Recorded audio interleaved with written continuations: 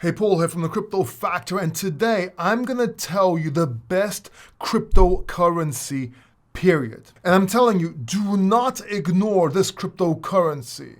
You will be sorry. Now, I'm about to trigger a lot of people. A lot of people are gonna disagree with me in the comment section. Everyone's gonna go crazy, and I'm gonna get attacked. And that's okay. Do what you will. But make sure you watch this video till the end before you make up your mind. If anything, you will know what you're actually disagreeing with, and if you still disagree, then at least you will have some extra information. Because I'm willing to bet that most of you that disagree with this video do not know about what I'm gonna tell you. By the way, if you are going to buy and sell cryptocurrency or trade crypto and you want to support this channel, use my Bybit affiliate link listed down below. You'll get a great bonus. And if you don't like Bybit, you don't want Bybit, then choose one of the other affiliated exchanges I have on my affiliates page. They're all exchanges that I actually use. I'm not telling you to use something that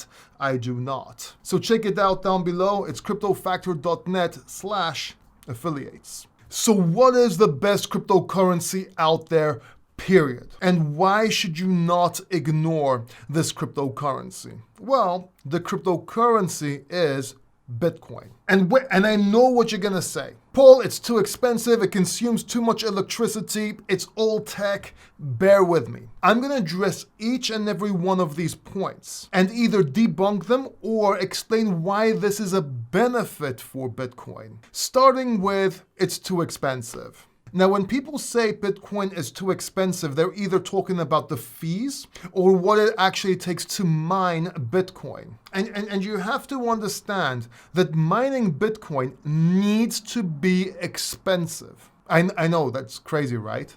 Let me explain. Bitcoin's utility is sound money or a store of value.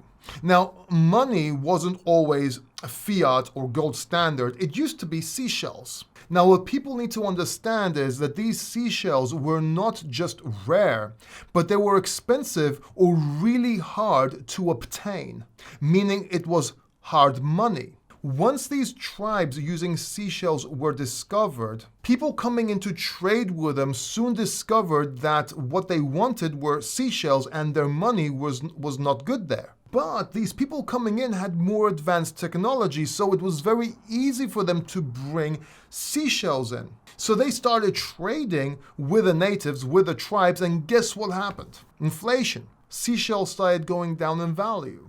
And as these tribes progressed and discovered more technology that was easier for them to bring seashells in easier, went down even more. Same thing with fiat. It's too easy and non-expensive for them to actually print money. Anything that is easy to print or easy to obtain is a problem when it comes to economies. This is the foundation of Austrian economics, or at least one of the principles.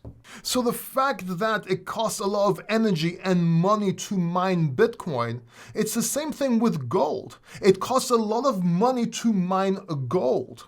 That's why you had a gold standard that was one of the best systems out there, if not the best, and the silver standard or bronze standard would never work. Because once you do that, it's very easy or very cheap to start mining for silver and bronze, which will bring everything to ruin.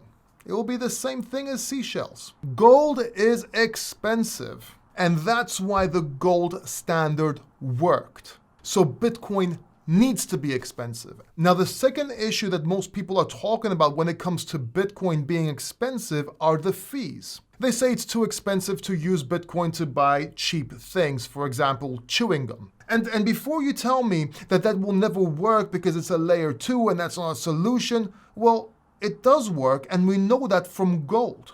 When we had the gold standard, we didn't walk around with gold bars in our pockets paying for things. No, gold was a store of value, and we built our currency around that store of value, which represented gold. And it worked just fine. Your banknotes represented gold, which was the standard.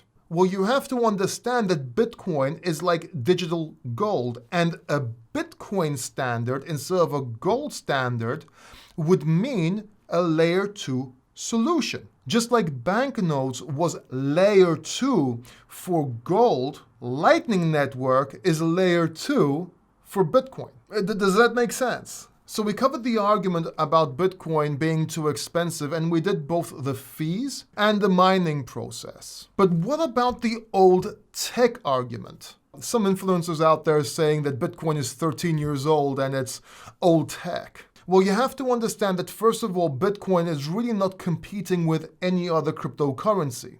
Other cryptocurrencies, for example, Ethereum, is great, but it's made as a platform so you can build on, so you can do smart contracts. And while you can do smart contracts on Bitcoin with Taproot, it's not its use case. Bitcoin is a spendable store of value, and it's used for decentralized transactions. And its fundamental purpose is decentralized money. I'm not telling you it's going to replace money, but it can be used alongside of it, hopefully. And believe it or not, it is being used as money by a lot of people. You can buy and sell things in Bitcoin. You can buy skyscrapers, houses. There's a whole variety of things you can buy and sell with Bitcoin. You can hire me with Bitcoin, for example, in anything I do. But let me just address this old tech. 13 years is old tech.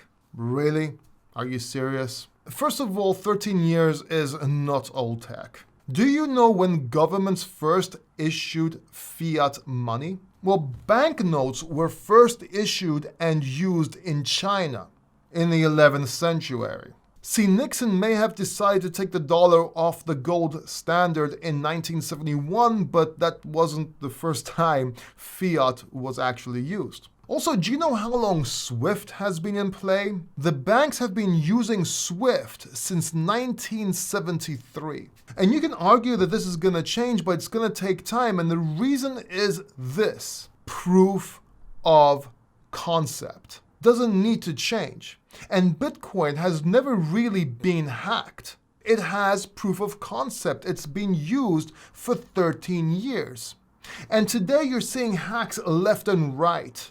You don't know what's going to exist tomorrow. And we're talking about massive projects with a lot of clout and a lot of investors behind them. Solana is a great project when it works. And while that's okay, and I'm actually bullish on Solana, I mean, it took Windows a while to get it right. I mean, everyone remembers the infamous blue screen. You have to understand, when you're using something as a store of value, you need something that has stood the test of time. And yes, you can give the argument here that Bitcoin needs more time to prove this, but we have sufficiently proven that Bitcoin works.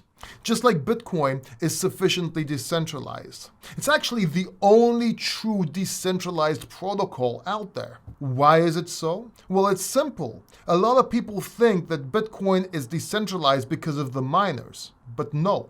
See, Bitcoin is decentralized because of the miners, the developers, and the nodes. See, anybody can run a node, and that's arguably the most important thing about Bitcoin. So you have to understand that Bitcoin is not competing with any other cryptocurrency. There's a place for everyone, except scam coins. And Bitcoin may be your best bet and hedge to what's going to happen or might happen in the future with money. Ethereum, Solana, MATIC, which is now Polygon.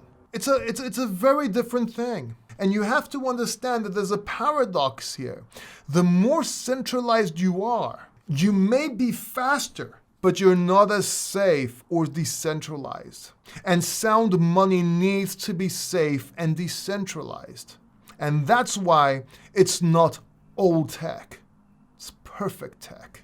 Now let me know in the comment section if you agree. Like this video if you agree. And if you want to know the best way to become a crypto millionaire, and I know this is a bold statement here, but if you want the perfect crypto millionaire trading strategy, watch this video right here. Subscribe down below, and I will see you in the next video.